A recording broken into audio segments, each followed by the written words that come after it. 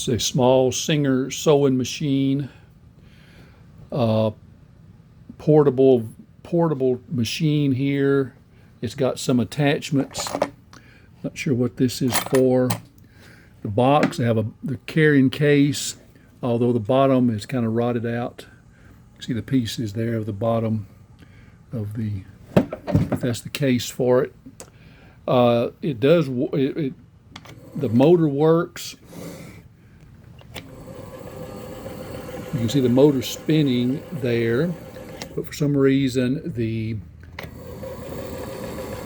needle does not go up and down. But the motor does work. The light, there's no bulb in there.